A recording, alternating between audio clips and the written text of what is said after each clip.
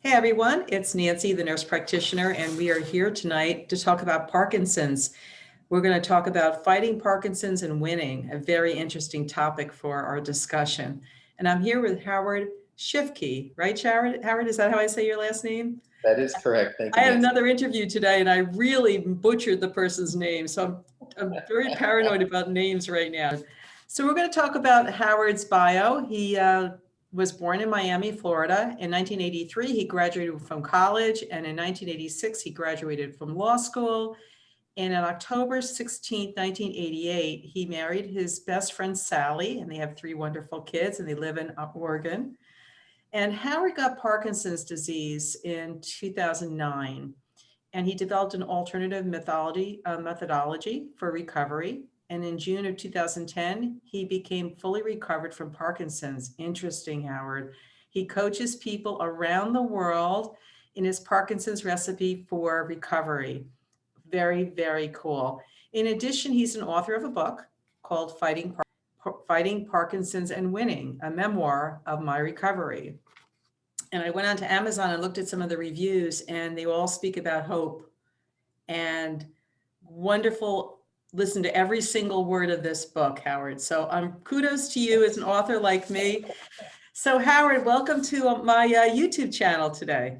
Oh, thank you How so are you? much, Nancy. I'm really happy to be here and appreciate the opportunity for our chat.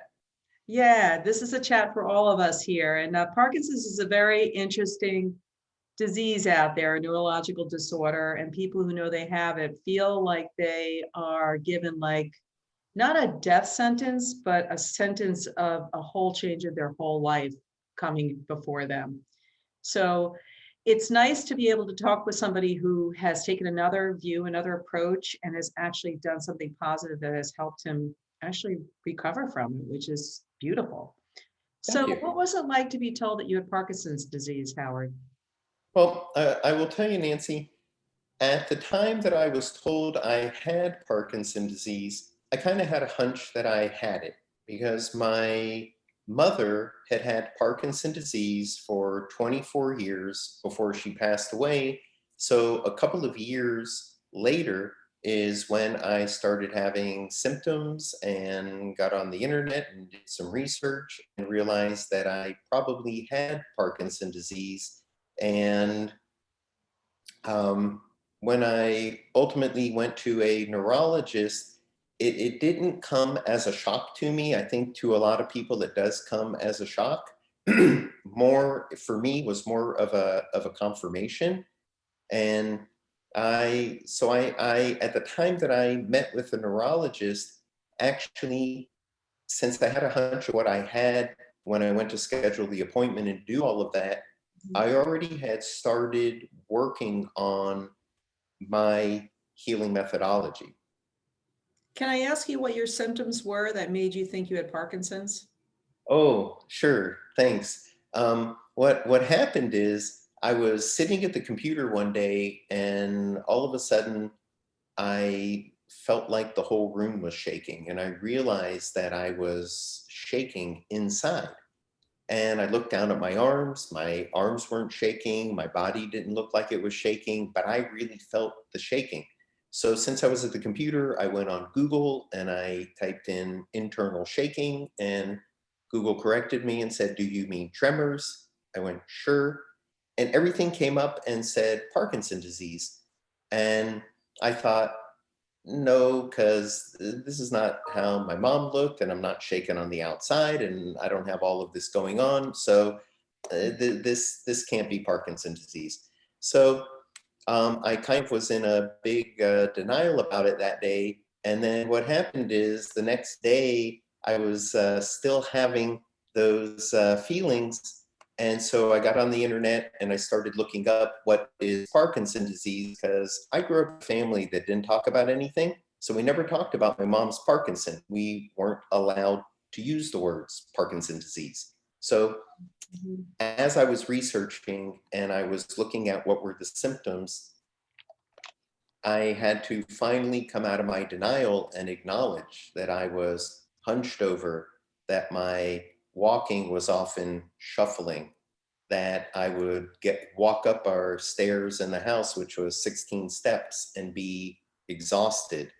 Um, Things of that nature, that I had certain times where I had, a back pain or a numbness. And so when I looked at all of that, I thought, oh, yeah, that's right. A few months ago, I started dropping things. And so I started actually having to be a little bit more aware of what had been going on in my life, and finally acknowledge to myself, this is not good news, and you probably have Parkinson's disease.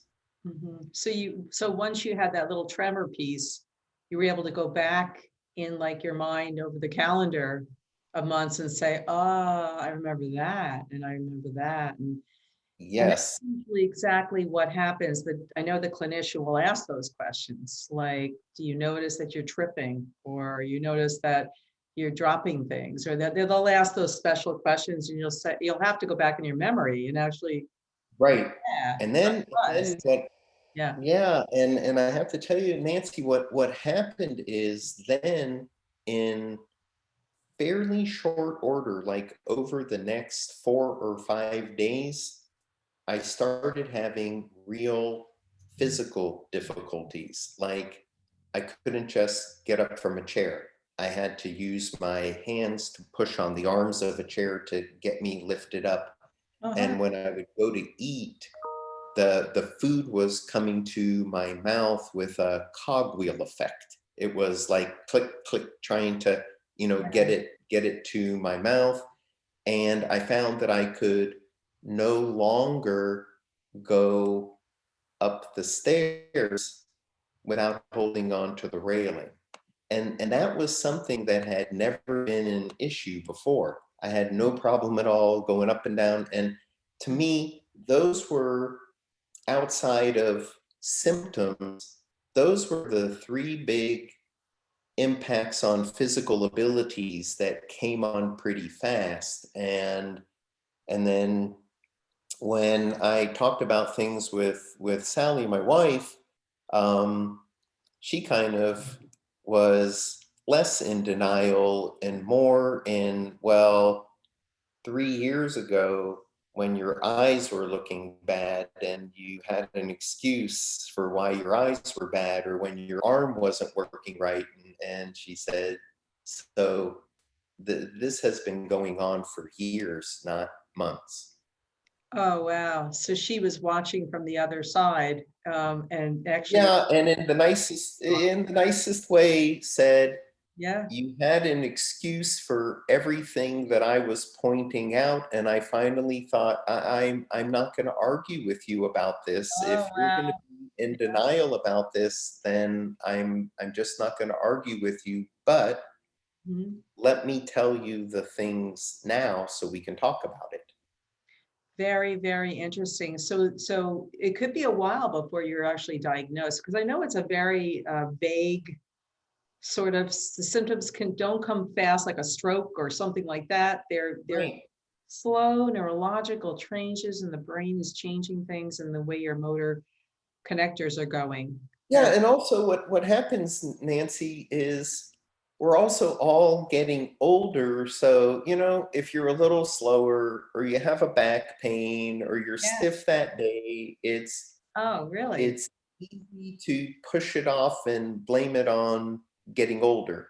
But I wasn't really that old. See, that's the whole thing. I was at this point, I was 48. And so just figure, mid 40s, I was already thinking to myself, if this is how worn out I am walking up the stairs when I'm 45, I wonder how I'm going to feel when I'm 65. That kind of denial. Exactly. And Well, that's so, another thing that makes you not think of Parkinson's, because you think older people get. So Howard, when we talk about Parkinson's, I've always thought of it as an incurable neurological disorder. And, I took care of people at the end of their lives that, because I was a house calls person, I was referred to these people who couldn't get out anymore for medical care. They were bedridden. They were end stage Parkinson's, so to speak, hand fed, hand bathed, everything to the very end. And in my eyes, I saw Parkinson's as incurable and a terrible disease and disorder. But you see it as not being incurable. I mean, you're seeing it Right. it can be cured. Exactly. It is not incurable. So tell us more about what your journey is that you did during that time. Okay. Thank you, Nancy. About 10 years prior to getting Parkinson's, I took an interest in holistic healing and traditional Chinese medicine. And around our home, my wife and children and I, we did acupressure, qigong exercises, uh, chanting for vibrational energy. So we did a lot of self-care, and over a 10-year period of time, I learned a lot and really came to have a deep faith that the body can heal itself from anything. So when Parkinson's arrived, I looked at the Parkinson's as, okay, it's just another thing, obviously a bigger thing, but still just something to work on. Now, the thing about it also that made me anxious is um, obviously, I think you know, in Western medicine, they feel it is incurable. The medications that they offer do not cure the disease, they treat symptoms only. And in the situation of my mother, after roughly 20, 21 years of large amounts of the medications took her mind as well. So she ended up with Alzheimer's and dementia. Mhm. And even her neurologist said that this was from the medications. And so my viewpoint was, I don't think I'm interested in the medications. But I didn't know much about Parkinson's. So I took a week off of work and I went to the library to do research. And I read a lot from Eastern medicine perspective and Western medicine perspective. And then there was a book that I had called The Yellow Emperor's Classic of Medicine. And in reading that book, it discussed my symptoms. And when it discussed my symptoms, it talked about the liver. The liver not functioning well and being overworked because of too many toxins in the body. Hmm. And as a result of that, not good energy flow. So liver was deficient. Liver gets weakened and invaded by wind, and wind is what makes things shake, hence the tremors. That then lowers your energy, so kidneys become weakened, and kidneys bring energy to your brain, so your chi is low. So from the Chinese medicine perspective, it was a chi and blood deficiency, weakened liver, weakened kidneys, and I thought, okay, that makes sense. And in Chinese medicine, they also attach your emotions to the organs. And the emotions that negatively impact the liver, emotional stress, anger, frustration, resentment, the kidneys, fear. And I thought that makes sense as well. And it talked about push, push, push, adrenaline push, basically the burning the candle at both ends and in the middle that takes the body out of balance. And so that spoke to me. And I also researched from the Western medicine perspective, the medications like the ones my mother took, and they all had side effects that looked like the symptoms of the disease. I actually even said to my wife, these medications have side effects that include tremors, stiffness, slowness, and constipation. Yeah. So I already have those things. Right. I don't really need to take pills to get more.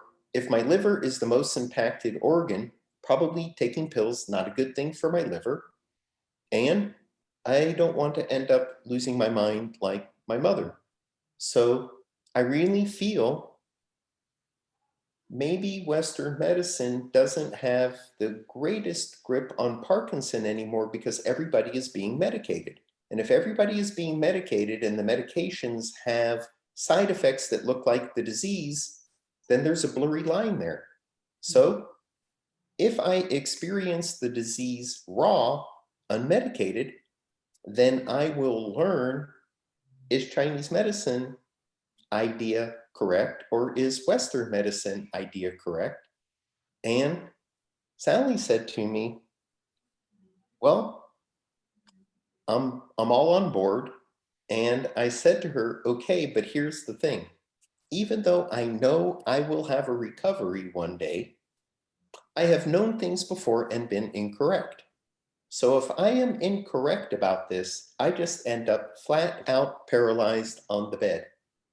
And she said to me, but if you don't take the medications all those years, you don't lose your mind like your mother.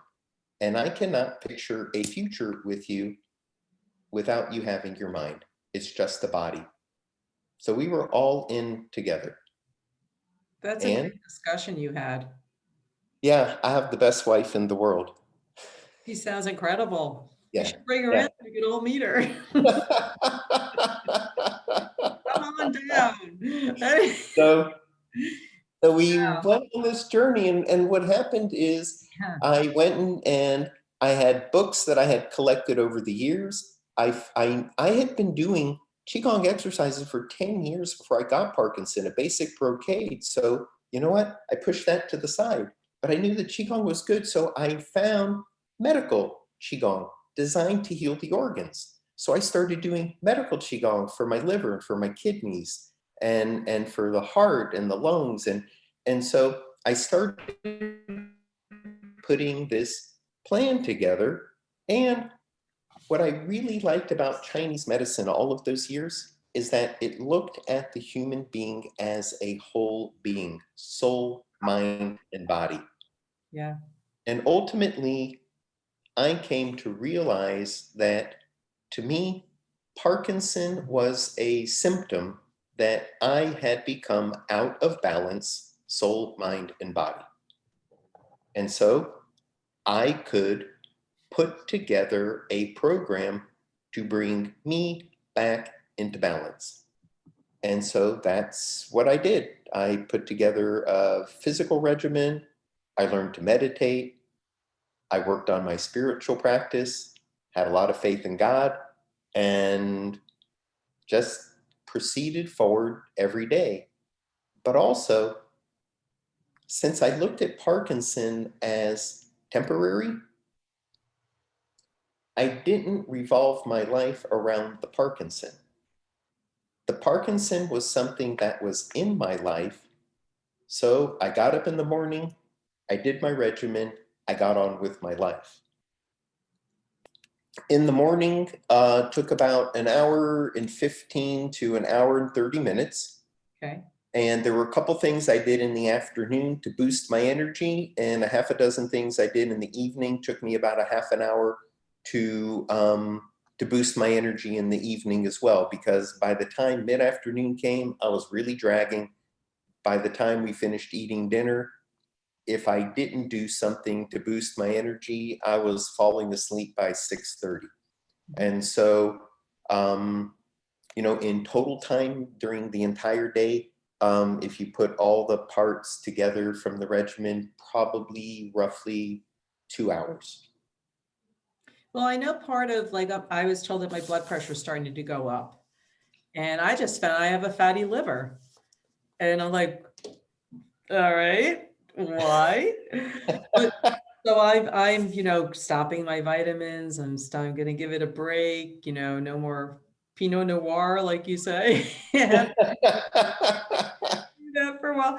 I'm walking but I'm just trying to say is that, you know, the doctor says, I can give you more Crestor or more medicine to help that fatty liver. Or do you want to walk to, you know, good hour and a half a day? Let's get rid of your belly fat, you know, whatever you have there, and kind of clean it out. And, you know, if you would be willing to do that and change your lifestyle, maybe we don't have to do this other thing. I said, well, give me 6 months. So I'm on a 6-month clean up the liver routine, which we'll talk Good about. for you. But See? And I'm going to start doing videos, everyone, on all the things that happen in Nancy the NP, like the fatty liver, because I can't do this if I'm going through the same thing you are. And I actually did start a keto diet, and I ate a lot of meat and stuff, and I lost 6 pounds, 7 pounds. I felt great. And I'm like, then I got my liver test. So I'm like, my enzymes are all elevated. So, here we go. Let's go back. Well, it's finding the balance, right? Yeah, you can't do all or none. And you can't, all these diets and all these crazy things. That's another thing I was going to ask you is food. Did you have to change your diet? I will tell you, I the other piece of what Chinese medicine talked about was they said that basically the body collected too much phlegm, increased the heat in the body, which increased tremors. And that was caused by too much greasy food, too much fried food, too many sweets. And I knew I really liked desserts, way too much. So I will tell you, I just cut sugar out right out of the blocks. I thought the other two parts of it, trying to heal my emotions and heal my body and slow down my adrenaline crazy mind, were going to be very, very difficult. Stopping eating sugar, I could just cut that out, which I did. And what happened is, this was in September of 2009. By the time January of 2010 rolled around, I had chronic constipation. And I started doing a bunch of research on that. And what I realized in the Parkinson body is it isn't just the limbs that are moving slowly, everything on the inside is moving slowly as well. And so my whole system was slowed down. So I switched in January of 2010 to a vegetarian high fiber diet. And by the end of January, constipation was gone. Okay. And so stayed a vegetarian all these years. And about 3.5 years ago, we went the rest of the way to vegan, and I feel good and healthy in the food we eat. And so, but what precipitated it actually was the constipation. That was the big dietary change for me. And so, we eat a lot healthier. So the thing about it is also, I have to tell you, Nancy, in how I felt inside my body, and because of all of those years of doing Chinese medicine stuff around the house, and how I felt, I had a pretty good sense of how energy felt in the body. And I didn't feel that there was anything inherently wrong in my brain. I felt that the theory that the brain cells were dead and the dopamine was depleted was not accurate, because I was moving. I could feel the movement. I just felt there was a blockage. That the movement was sometimes good and the movement was sometimes barely there. Well, to me, that isn't lack of having something, that's lack of having consistent flow of something, the dopamine. So I really never looked at the Parkinson as something wrong with my brain.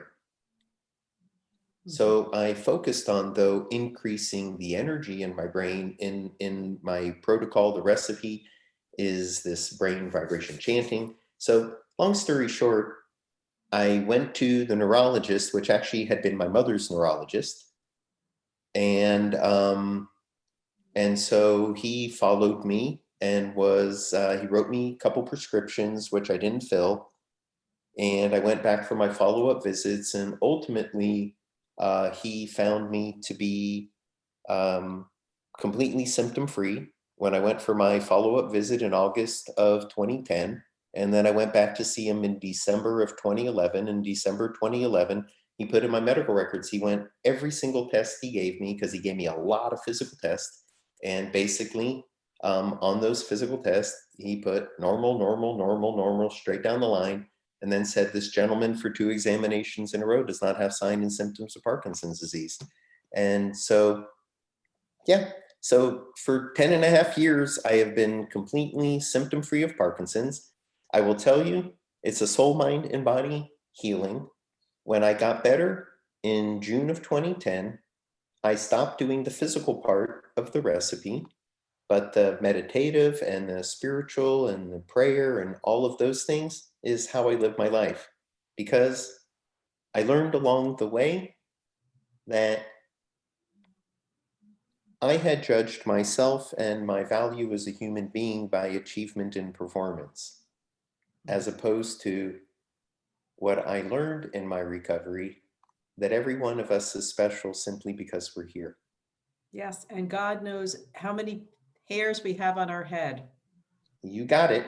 So, and I'm in a wonderful group with women, and I did do a video on spirituality. And there's also, I have a sign in my front yard now that says hope anchors the soul. I put signs out every month. Wonderful. It makes me really happy to do that. The newspaper every now and then picks up on my signs. And they like, "Oh, Great. I think that that is wonderful. That is well, wonderful. I'm trying to And save from a house that's quiet because of COVID, and I want to tell yeah, you, I'm giving you some inspiration while you drive by my house. Some people, Nancy, I think that that is wonderful. And what happened with me really is after it was about March of 2010, I was about 6 months into doing the recipe, and I started a blog just to talk about what I was doing. And then what happened is 3 months later, I finished my recovery, and people started contacting me and asking me if I could teach them the recipe. And that just kind of turned into Parkinson coaching. well, I And forgot to tell everybody this, but my friend Sam is one of your clients, and you are his coach, and they introduced me, and I've known them for 40 years. Introduced me to you, which got you on my wonderful YouTube channel of helping inspire people, all over the world who are listening to this, will be listening to this, by the way. wonderful. Well, I'm happy about that because I will tell you, I I have a very blessed life because every day I get to talk to people with Parkinson's disease, go over the recipe with them, teach them about the soul, mind, and body healing. And then what happened, Nancy, is in 2017, after about 7 years of doing that, I wrote a book. And my blog was called Fighting Parkinson's Drug Free because that's what I was doing when I started the blog. But 7 years after getting better, I decided to name my book Fighting Parkinson's and Winning, because that's what it is about. What happens is, to me, the fighting Parkinson's is where it came from. I read an article when I had Parkinson's, and it said people with cancer will say, I'm fighting cancer. Right. And people with Parkinson's hang their head down and say, I have Parkinson's.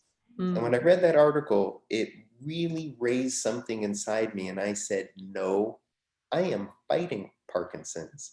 And the fight is knowing that you can. Because my feeling is every one of us, and obviously, I'm not a doctor, I'm not giving medical advice, but I feel every one of us is a spiritual being having this human existence. And if you can reach deep inside with that faith and be with God, then that recovery starts inside and it comes up and pushes all the junk out. I think we I all love come that. fully equipped for health. That is so Every one of good. us. We are running out of time. We have 3 minutes left, Howard. Okay. I want to make sure people have a way of finding you. I'm going to put on my Facebook page.com, everyone, /caregiver success, some information that Howard will give us. What would you like to share with everyone for an email or blog or something? Oh, okay. I can tell you my blog, my website is fightingparkinsonsdrugfree.com. Okay. Drugfree.com. My email is howard@fightingparkinsonsdrugfree.com. Okay. My book is Fighting Parkinson's and Winning.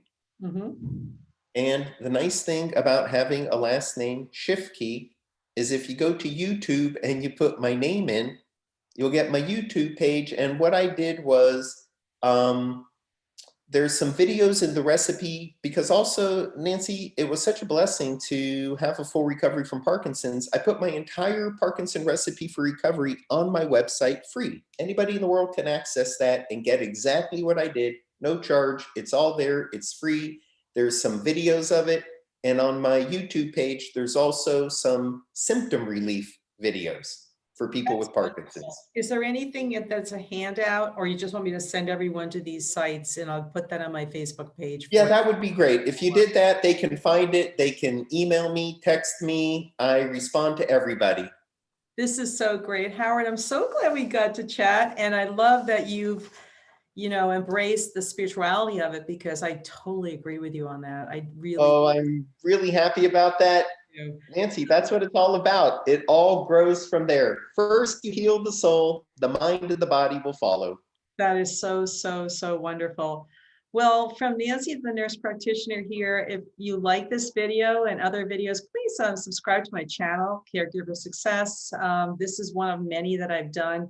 And while we're at it, we'll just show everybody my book, my Caregiver Success book, my big fat book with 400 pages of tools. Wonderful. To just take care of yourself so you stay out of the hospital and avoid any unnecessary suffering. So thank you very much, Howard, for joining us, Howard Shifke, and see you at the next. Thanks for having me. Thank you so much. Take care now. Bye. Bye.